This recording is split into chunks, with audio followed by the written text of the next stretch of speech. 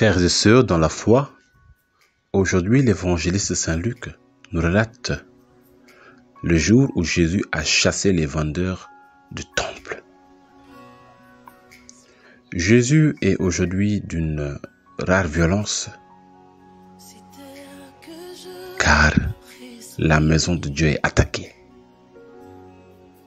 Quand nous lisons ce récit, il apparaît comme un fait du passé qui pourrait ne pas se reproduire, mais hélas, il se reproduit dans nos sociétés, car nos églises aussi sont la maison de Dieu.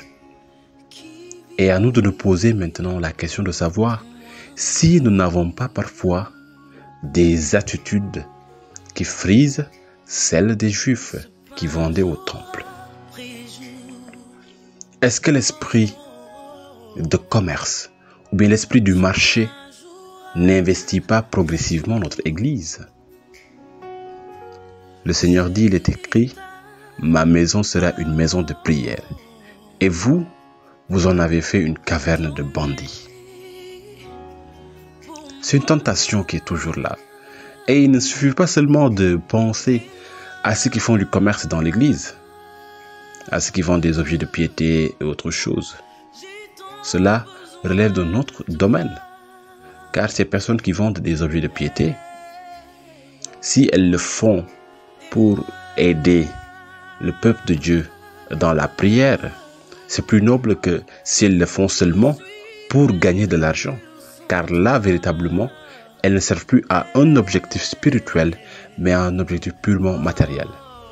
Mais c'est le Seigneur qui maîtrise tous les contours de cette chose. Mais là où je veux insister avec vous, c'est ceux qui sont des bandits, qui sont à l'intérieur même de l'Église. Je veux dire quoi? Je veux dire ceux qui implantent l'esprit du marché dans l'Église. Par exemple, quand les fidèles qui participent au culte, c'est-à-dire à la messe, sont des détourneurs de fonds publics, des corrompus, des gens cupides qui courent après l'argent, des gens pour qui l'argent est une idole, des gens qui sont prêts à tout au nom du Dieu argent. Alors, cette assemblée, à votre avis, ne représente-t-elle pas une assemblée de brigands? Est-ce que cette assemblée, à votre avis, n'est pas en train de faire de la maison de Dieu une caverne de brigands?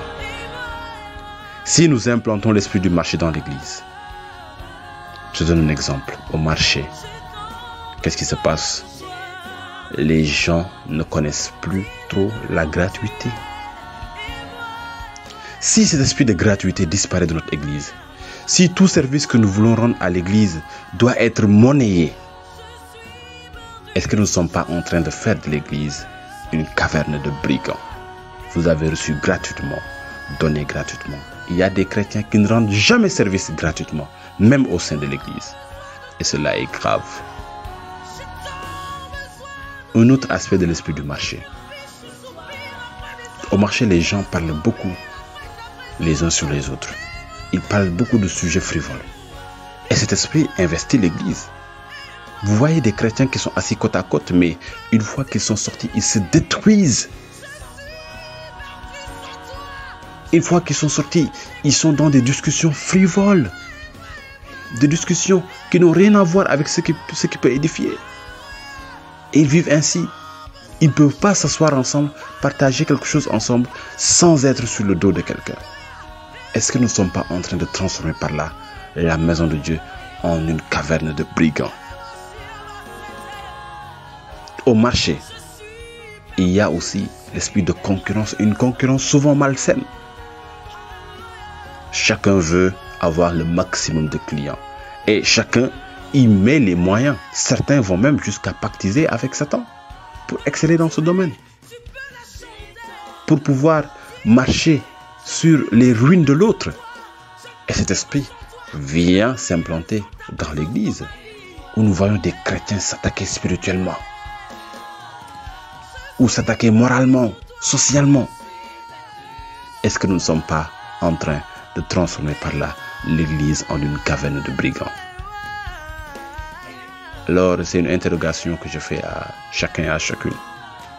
Que le Seigneur, par son esprit, nous donne véritablement d'être des chrétiens fidèles à Dieu, afin que sa maison demeure toujours une maison de prière, un refuge pour toute âme qui a besoin de rencontrer son Seigneur, et non pas une caverne de brigands où le mal, la méchanceté, la malice, la cruauté, l'hypocrisie, la jalousie, l'avidité, la cupidité par rapport à l'argent sont prônés. Alors que le Seigneur nous y aide par la puissance de son esprit. Le Seigneur soit avec vous.